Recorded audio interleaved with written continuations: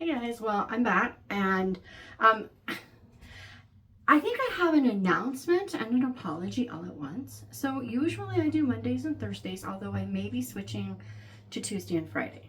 We switch podcast days, so I feel like maybe I want to switch up whatever days, but this week, church was on Saturday instead of on Sunday, because on Sunday, the church that we borrowed the building from had something going on Sunday night, so we needed to move to Saturday. That started the messed up week. But then Monday was a holiday. So with all of that, I was a mess, totally messed up everything. And so I just said, forget it. It's too much stress. Not going to do it. We're done. That worked. That's all good. All is well. But then I thought I would just go ahead and do it Tuesday, and I just didn't feel like it. I just Monday night, I was like, no, I don't feel it.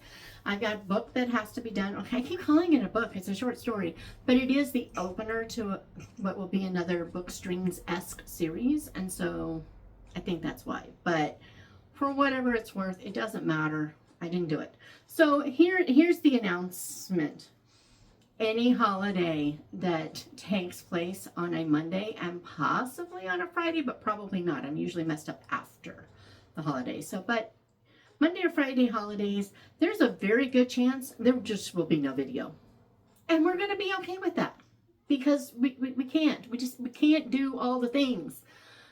Okay, we can, but I'm not going to. So, with that said, I'm going to show a couple of the shelves, most of the shelves in the Shed-i-ffice. I'm not going to show that one because there's really, you've all seen my Read Your Bookshelf Challenge shelf. And the other shelves are a mess, and I just don't feel like messing with it. So we'll get back to it and make the video too long anyway, right? But we're also going to do, and I'm going to do it while I've got light, but we're also going to do a book haul duo of sorts. So I don't have a lot of books to show in the haul, but I want to show this shelf, and there's books that I've already put away up there that I need to show for this haul thing, right? And I do have a stack of books here that I want to share. And then we'll start with these. I got my first library books in about 30 years, at least for me. Now, I'm pretty sure that I checked out books from the library probably up to maybe 95 or so. And after that, my kids had their own cards, so they didn't need me. But for me, just for me checking out books, it's been 30 years. So I got my first 3. And I gotta say, I don't know how I'm going to work with this. I feel like I need to leave space on TBRs to put these in. Now, I am getting really close to being done with this month's TBR, which is good. So I'm going to probably have time to read these before they're due. I don't know if I can renew them if nobody has requested them. I don't know, because they're all from they've all been sent in from other libraries, and I don't remember how that works, or even if it has changed since how it used to be. It could totally have changed. I have to say, if we had the internet back in the day, back in the dark ages, when I quit going to the library, if we had the internet where I would get an email saying, hey, your books are due, yeah, I would have continued to use it. But I was paying ridiculous fines because I was always pregnant with pregnancy brain, and always had a bunch of little kids and just couldn't do it. And I literally live a mile from the library. I can walk there in no time flat. It's ridiculous, but whatever. It's okay. So, let's start dropping other people's books. Let's start off with that. So this is the first one. It is by Mary Webb. It is Precious Bane. And I can't remember. Here we go. Precious Bane is the story is a chronicle of the life and death of a Shropshire man named Gideon Sarn, a dour and extremely strong man who had to accomplish a purpose and made terrible sacrifices to attain it. In addition to the dramatic realism of the story itself, the novel is beautiful because of the quaint simplicity which the author achieves through her skillful use of Shropshire idiom. One critic wrote, "To miss reading this novel is something of an artistic misfortune." When I was at the library, I thought this one was the mystery that I had gotten, but it's not. Oh man, so excited to find out about. So everybody's tongue was loosed at that. God bless me, dear to goodness. And then it says DOMM it, which I think is really funny. Well, that beats all, dang it. Days my oons, whatever oons is. Days my oons. So yeah, I'm looking forward to reading this. This one's probably the one I'm looking forward to reading the most. But yeah. So this one is due, they're all due on the 19th. So I have a full month with them. So I should be okay. Then I got Before the Coffee Gets Cold. This is a sweet fable-like tale about a magical seat in a cafe where you can, if you wish, go back in time. So, yeah. It says, in a small back alley of Tokyo, there is a cafe that has been serving carefully brewed coffee for more than 100 years. Local legend says this shop offers something else besides coffee. The chance to travel back in time. Over the course of one summer, 4 customers visit the cafe in the hopes of making that journey. But time travel isn't so simple, and there are rules that must be followed. Most important, the trip can last only as long as it takes for the coffee to get cold. I just thought it sounded adorable, and I wanted to know more. So if you've read it, tell me, am I going to like this? If you haven't, well, I'll tell you. So yeah, definitely looking forward to that. I don't remember where I found out about this one. It's Orlando Fidges. Orlando Fidges, I think. Yeah. It is Just Send Me Word. It says, a true story of love and survival in the Gulag. And I think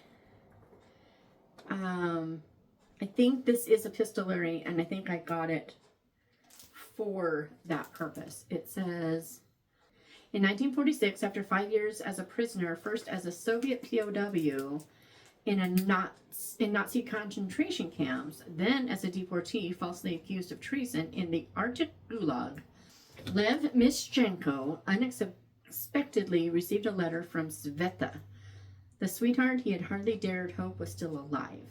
Miraculously, over the next 8 years, the lovers managed to exchange more than 1,500 letters and even arrange for perilous secret meetings in the Pecora camp itself.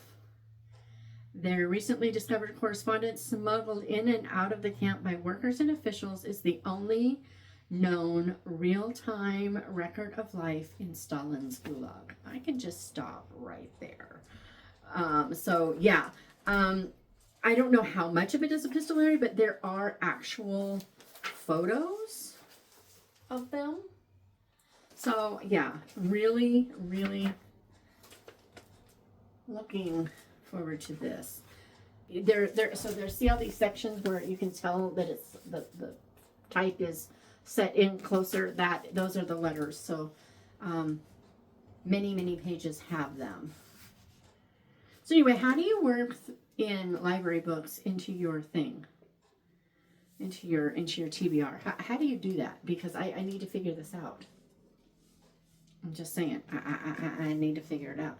Okay, so I have those. That's my little library book haul, which is kind of cool. And now I have a sip of Coke. Okay, from England, it came in slightly damaged. Was a little bummed about that. But How to Pray, Reflections and Essays by C.S. Lewis. Gathered for the first time, How to Pray is a selection of the best of beloved author C.S. Lewis's works on the transformative power of prayer. And so this came from Blackwell's. Whoever suggested that I do that, thank you very much. It came swiftly, and it was very inexpensive. I paid a total of $10.84, including shipping, to get this to me. It's a 10-pound book. So the contents are, can prayer be proven to work? Why make request of God if he already knows what we need? Do our prayers depend on how deeply we feel or mean them? I just read a letter he wrote to someone about that. That was kind of cool. Isn't it presumptuous for us to bring our concerns before God? How does prayer fit with the idea of God's providence? Are we asking for miracles when we pray? So, yeah, I'm really looking forward. This should be pretty easy to read because look at that. So this is for February's biblical studies.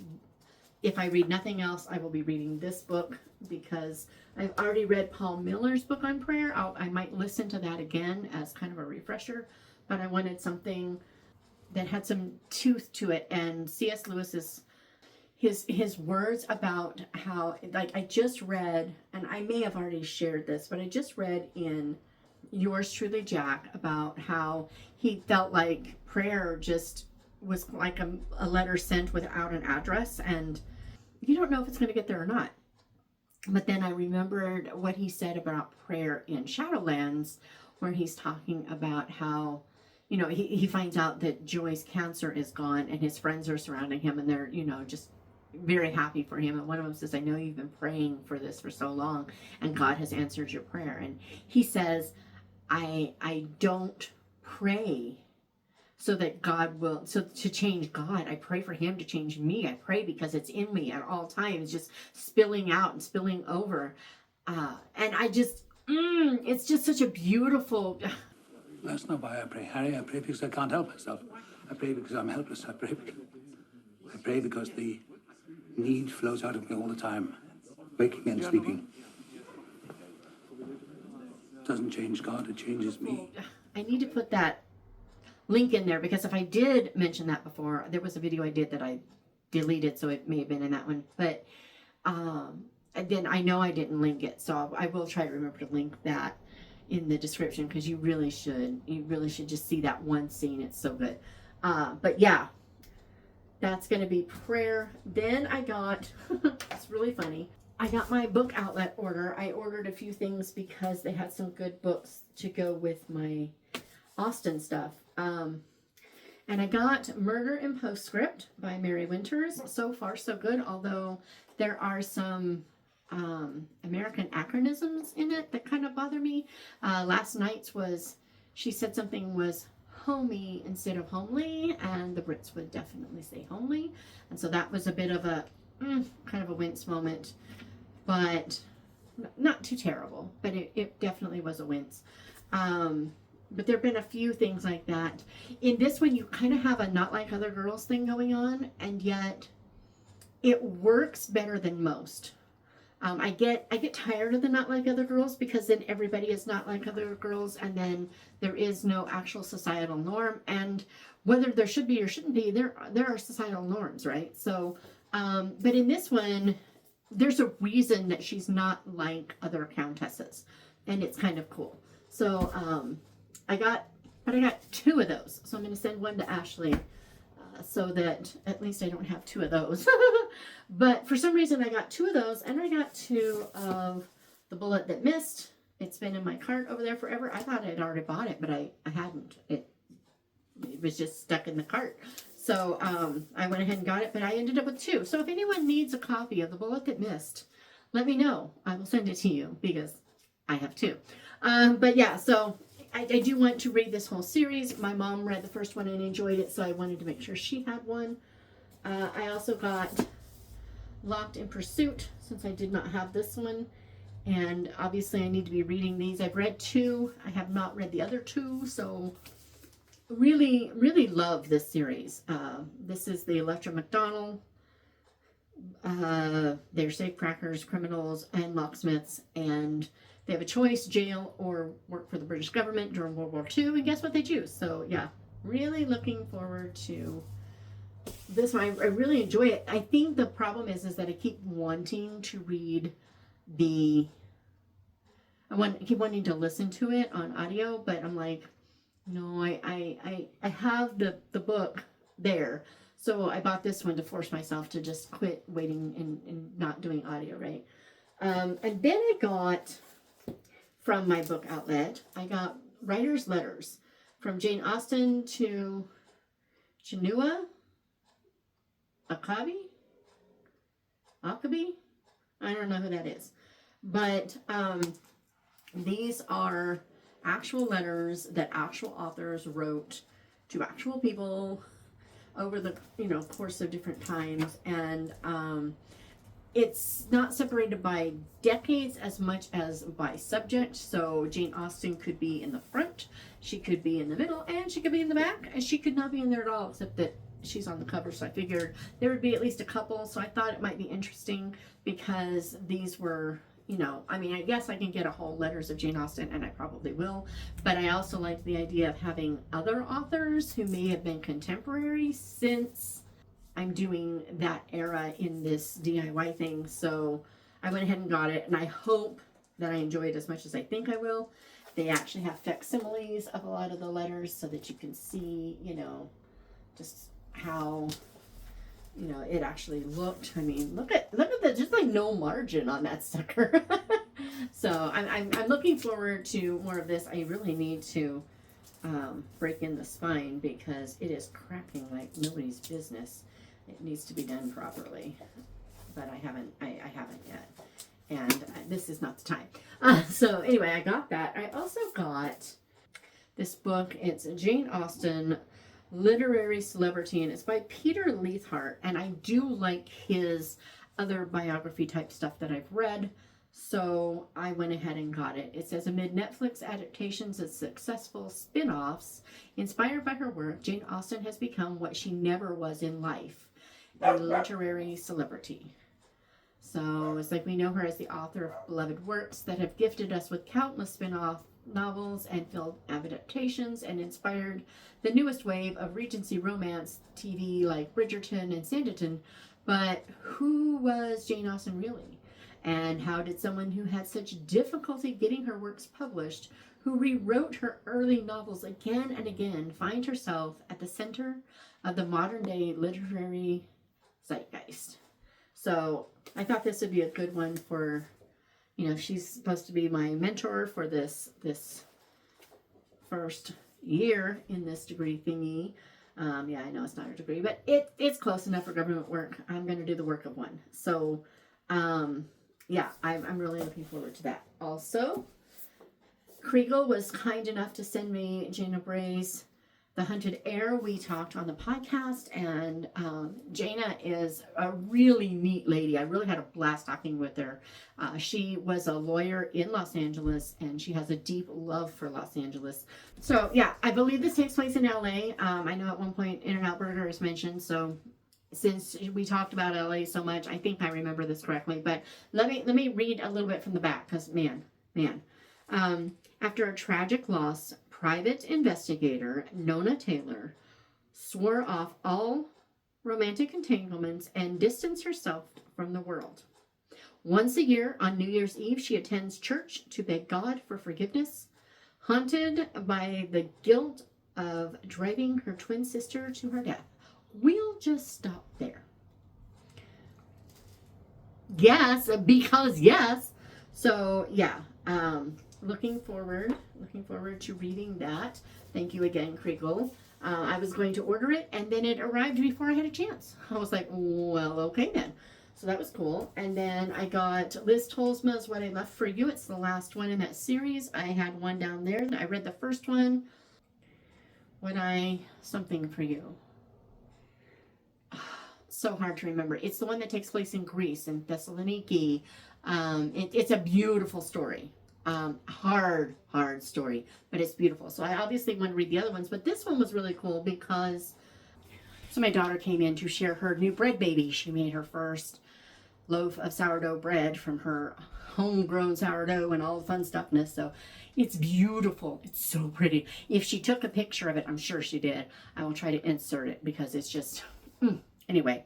So, okay, Liz and What I Left for You. So Liz did some genealogical research and discovered that there's a very small community of people. They're called the Lemko people, that in Poland, that she is related to.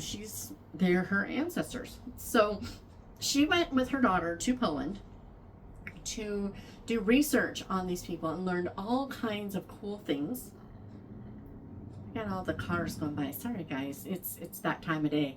But anyway, so she did all the research, and then she told this story, and it says, war and intolerance break a family's ties in Poland. Now, this is split time.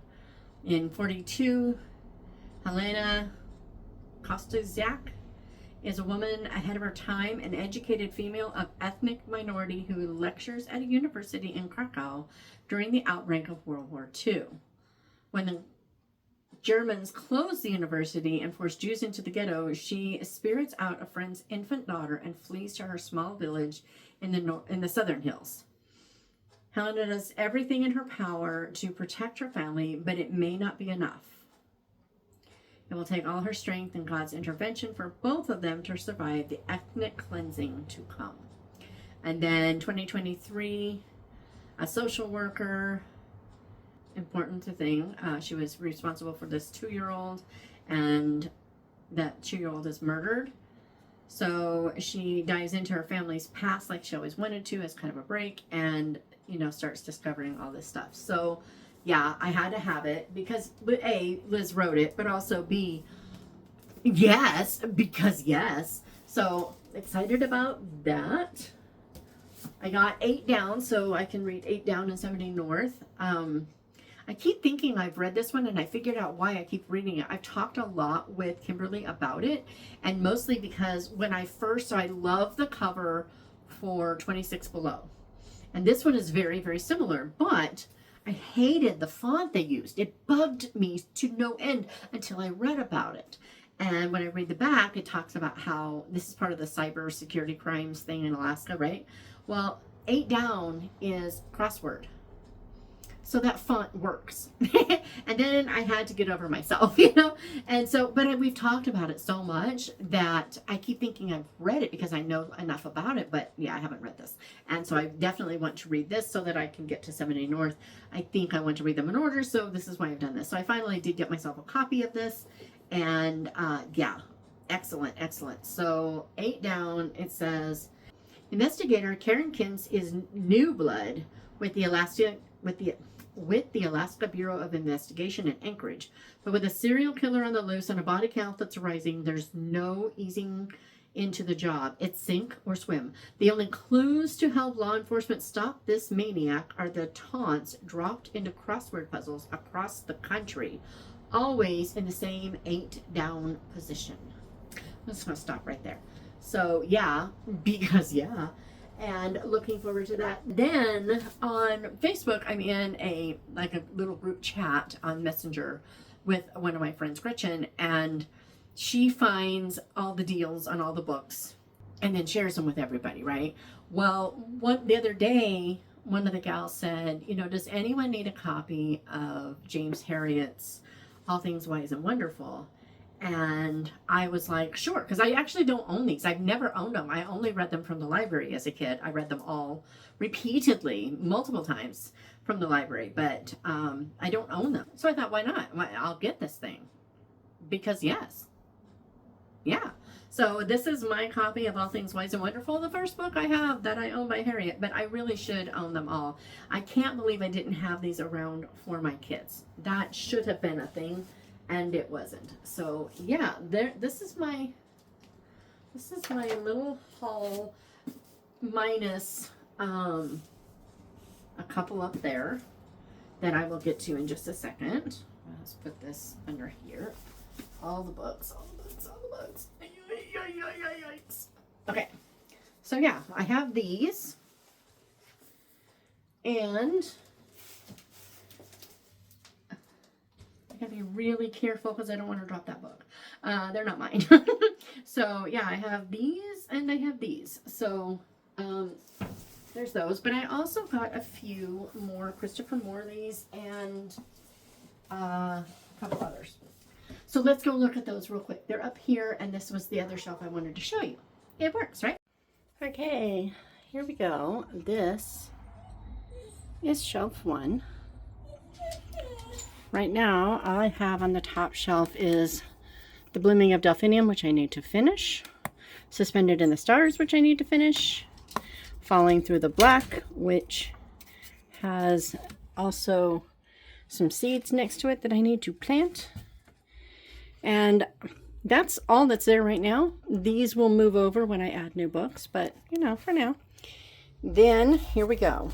So this has been on a TBR, Secrets of the Chocolate House. It's book 2 in the Little Shop of Found Things. That's what it's called. This is book 2 by Paula Bracton, I think. Bracton. And then Playing It Safe is the next one I need to read in the Electra McDonald series. And this is the next one I need to read in the A.J. Pierce series. Can you tell we got a series theme going here? Uncluttered is a book that my friend Angie wrote. It's kind of a decluttering devotional, and I really wanted to go through it, just give it some credit and make sure that there's not some mental decluttering that I don't need to do as well. Road Trip Return is the second book in the Road Trip series. And then Road Trip Redemption, I just finished. But this one, I haven't read physically. And so I don't have it up on Goodreads, which I don't think I put my... Did I put my Redemption up? I don't know. So this is by Becca Werwell. This is the second book. The third one is just... It might still be up on Kickstarter, but if it is, it's ending soon. And really excited. That'll be the last of that series. This is the second and so far final book in the Women of Promise series. The first one was Emma and the Reasons. This is that one I just got. Beyond Blueberry. I keep saying Blueberry Glen, Mulberry Glen. Blueberry Glen would not be nearly as cool of a title as Mulberry Glen, so I don't know why I keep doing that. All right. I have Anne's House of Dreams up here just because I wanted to put my Tundra books up here, and I haven't yet. And this is one I didn't have, so I had ordered it, and so I left it in here to remind me to bring the others in. Here's that series by Rosemary Sutcliffe. The Lantern Bearers is the one I was told to read, but I got the others because why wouldn't I have the whole series, right? The Garden Girls, again, I have this on audio, but I want to read Her Darkest Secret first by Jessica Arpach. She writes it's pretty dark, but it's always redemptive at the end. I know she's gotten a couple of really harsh reviews because, you know, they made it 20% in and there's no Christian redemption. And it's like, well, but maybe there's a reason for that, right? We haven't had time for that yet. So Remember the Lilies by Liz Tolsma. I actually haven't read this one yet. I thought I did, and then I thought I didn't. Is there a recurring theme going on here? I'm just saying. So, but I know I've read the other two. Daisies Are Forever and Tulips in the Snow. So there's those. And then Golden Shadows by Michelle Greep. I have not read this yet. Definitely want to get to that. What I Promise You by Liz Tolsma. I have not read that. I have read a lot of To Love a Falcon, but I have not read the whole thing straight through. Nancy Williams is a dear friend of mine, so I definitely want to read that. And then I have my Penguin Austens for the year of celebrating Austen. I'm really excited. I'm going to mark those things to pieces. The next shelf are just some author copies. I just got this one in. Guys, this thing is a tome. I bought a copy because I figured I should have one for this collection, but this thing is like 8 by 10 and 700 some odd pages and just enormous. I mean, oh boy, oh boy. Then things get kind of weird. So these are some author copies of old covers that I'm doing giveaways on, and they're on my sale page because I had to buy them so that the new covers would show properly on the website. So I did new covers this year, and lots of fun. So there's those. And then down here We had the last 2 of these, and there are no more. They will never have them again. Those are on my website. These are out of print in this binding, so those are on my website, and there'll be giveaways as well. These are also out of print in this binding, so again, those will be doing the thing. I'm trying to see. These are also all old cover copies, and yeah, so they're going to be giveaways, and they're on sale on the website as well, so that I can, you know, have room for, you know, new copies. Because yes, okay, gotta get down here. Hold on. Okay, so down there from the left we have The Cure of Austen. I just haven't taken it into the house yet, and so, you know, there it is. I also see that I need to dust that shelf. We get a lot of sand here, so a lot of sand on my shelves. Also, the final book in the Herriot trilogy by Elizabeth Goudge, that needs to go in. And Awakening Memory by M.D. House. I'm dying to read that. So most of the books that are going to be down here are going to be books that I need to read. I just haven't gotten to them yet. Yeah. So there's that Bletchley Riddle by Rhoda Sepedes and somebody else. And what's this book by Wright? Oh, Jamie Jo Wright, Spectres in the Glass House. Sorry, I couldn't read it from way up here. And then there's a messed up copy of Clock Tower Bound that I wanted to play with painting the edges on. A Tangled Web by Ellen Montgomery, obviously. This book by Annie Raines. Finders Keepers Library. It sounded so good. I hope it is. I just haven't read it yet. Something Borrowed. I think I've read one of the stories in there, but not yet. I haven't gotten to that yet to finish that up. Rivendell, I'm saving for next fall. This is going to be the 3rd fall. Hopefully we will actually get that read. And then there's a short story collection. I don't remember what it's called, and I can't see it. Stories of Family and Fearlessness, Voices of the Future. It's from that Kara Swanson and one of the Harris boys. I think Brett has their author conservatory, and that's their collection from it. Okay, so Clockwork Dragon is the last one in the Section 13 series. I need to read that one. Yours Cheerfully, I also need to read. Before I read Mrs. Porter Calling, I think is the name of the next one in that series that I just showed you. A Cry in the Dark, that's the one I need to read before Garden Girls by Jessica Patch. Rebel and Arrow are the next 2 after Knife in that series by B.J. Anderson, I think. The Color of Home, I am dying to get to that. By the way, they have a tea shop, Subtle Tea, and it's S-U-T-T-L-E for Lake Subtle Tea. Guys, they make some of the best tea blends ever. As Sure as the Sea by Jamie Ogle, who did Of Love and Treason. Of Love and Treason was about St. Valentine. This one is about St. Nicholas. 70 North, I need to read, as well as 8 Down, which I have floating around this room somewhere.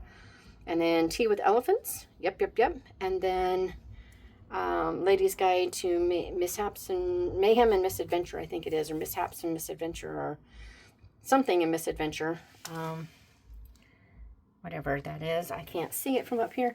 And then there's this stack. This stack are some of the 55 and 55, but these are the ones I want to read before I get rid of. I'm just pretty sure they're not going to be ones that I'm going to want to keep forever.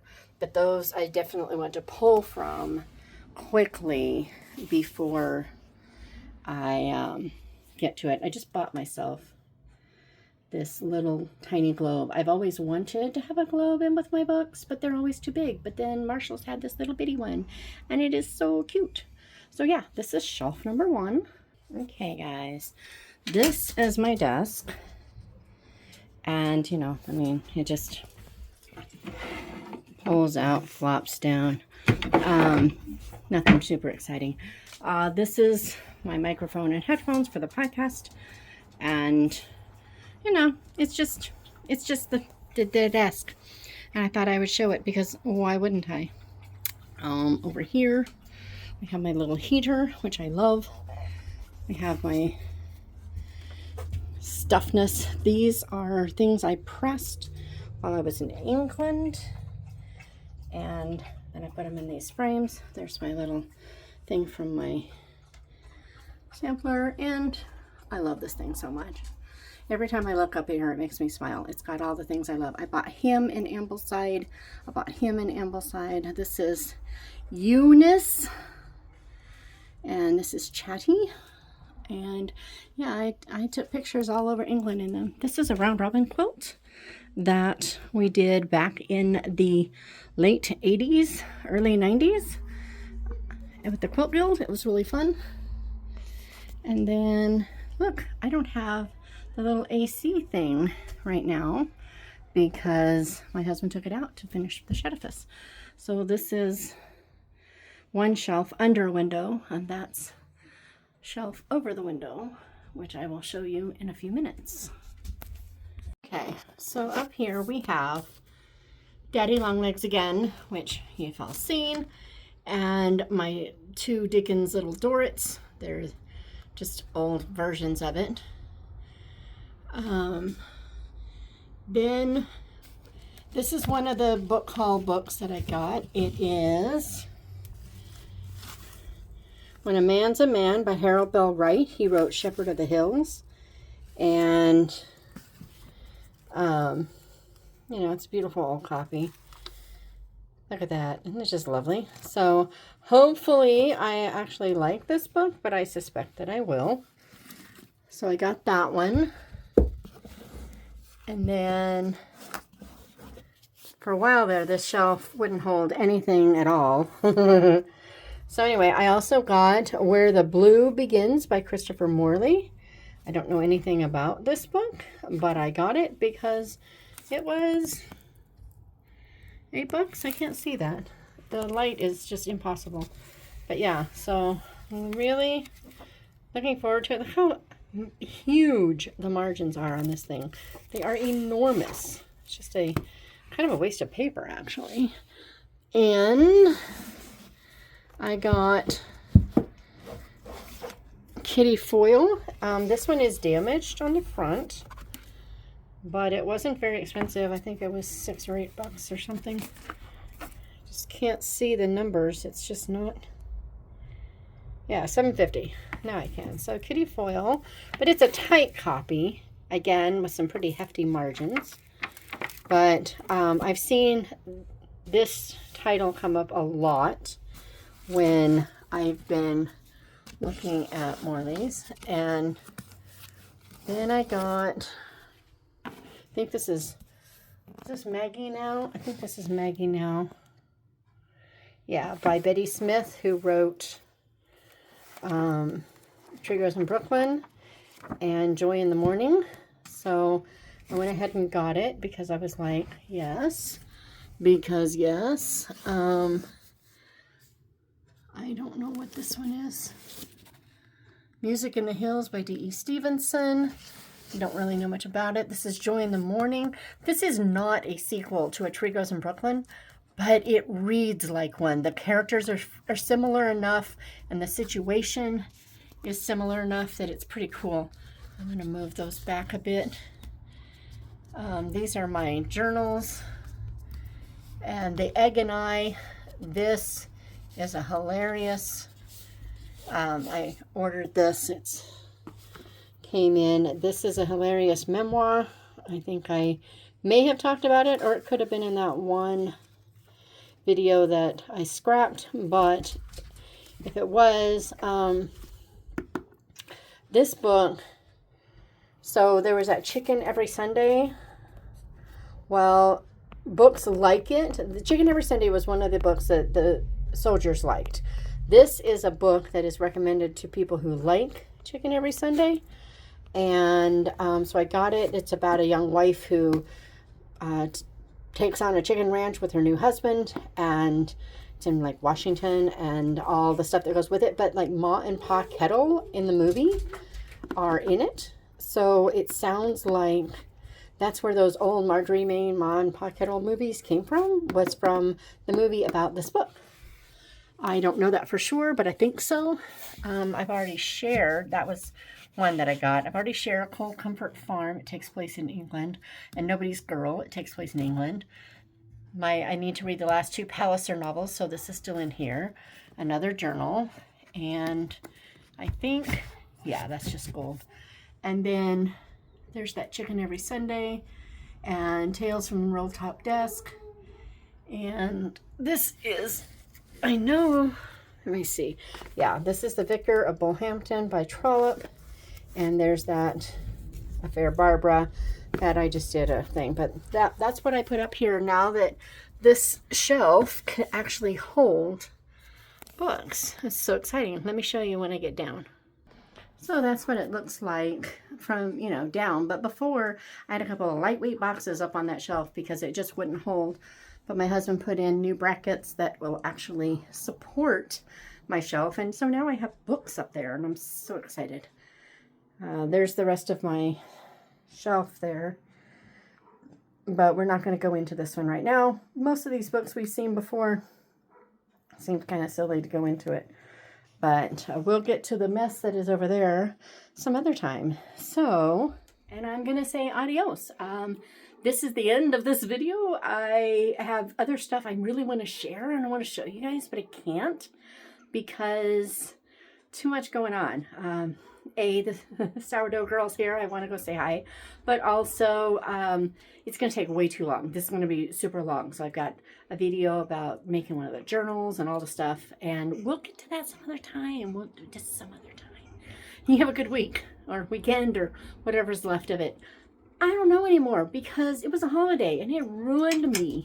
See you later.